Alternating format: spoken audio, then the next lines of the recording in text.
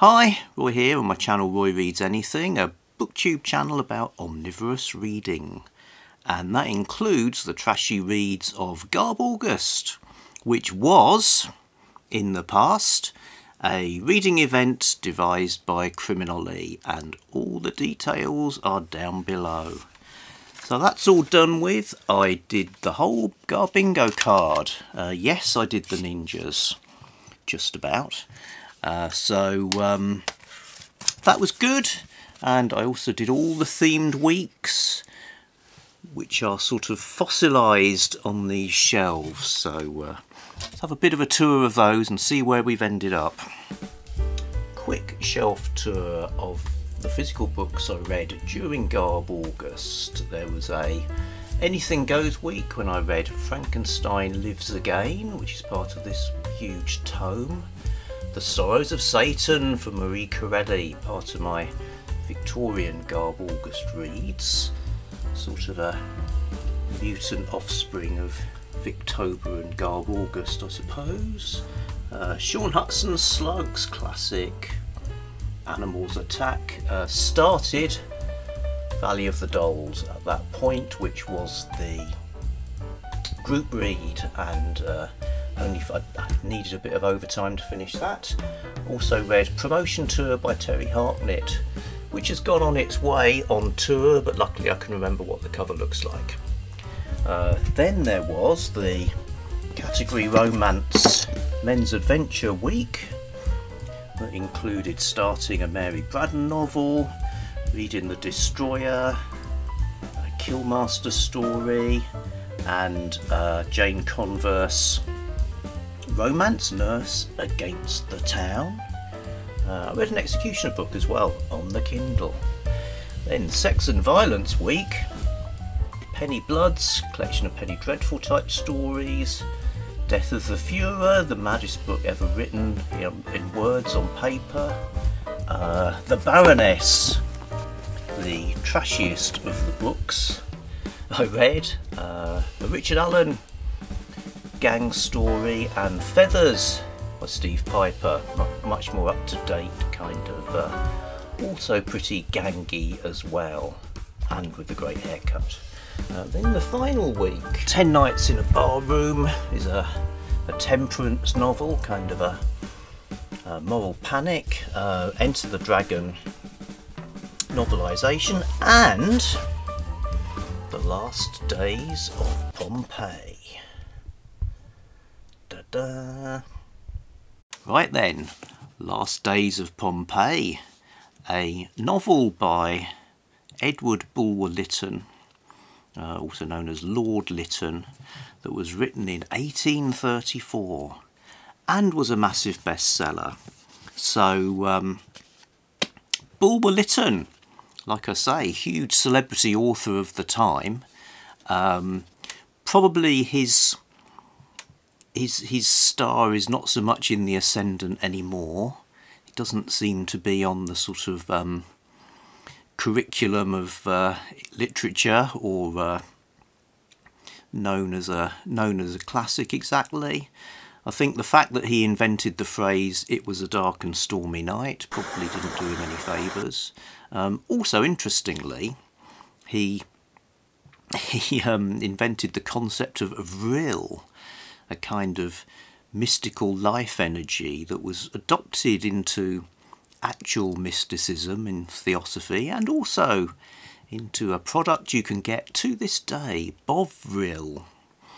Yes, Bovril, a beef extract, which, if you consume it, gives you the proportionate strength of a bovine animal.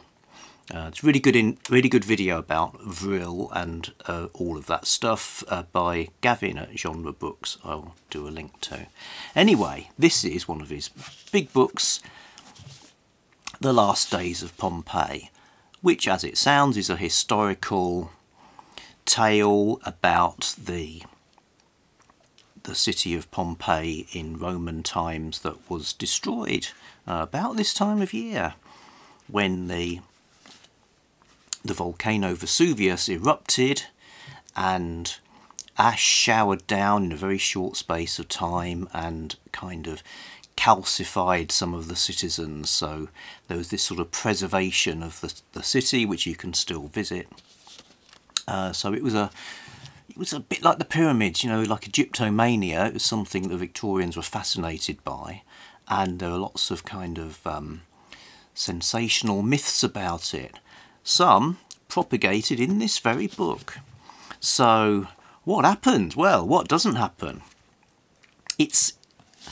You get a lot of facts in here. It's almost like he's trying to teach you a lesson about Pompeii and associated things of the time in a very opinionated way. So you hear a lot of stuff about how the town was constructed, what you'd get in the buildings, you know, stuff that you might expect to be put into footnotes or an afterword or shown rather than told, but Lytton tells us in the text itself often, and sometimes using exclamation marks and sometimes using capital letters. Also, you've got this really interesting time in history where it's in part of Rome, but the Roman Empire, but you've got a melting pot of religions and philosophies. So there's a Greek influence, but also it's Roman society, but there's still a Greek influence, and then there's Christianity coming up on the inside, as it were. Oh, why I chose this for Garbaugust, not just because it was a bestseller of yore, but because one of the prompts was book turned into a 70s, 80s miniseries. And it was, not in the 1870s and 80s, in the 1980s. 1984, there was a mini-series of The Last Days of Pompeii. Champions, heroes of the last age, the gladiators of the last days of Pompeii, starting 1 week from tonight. And the sort of lead Christian, played by Brian Blessed.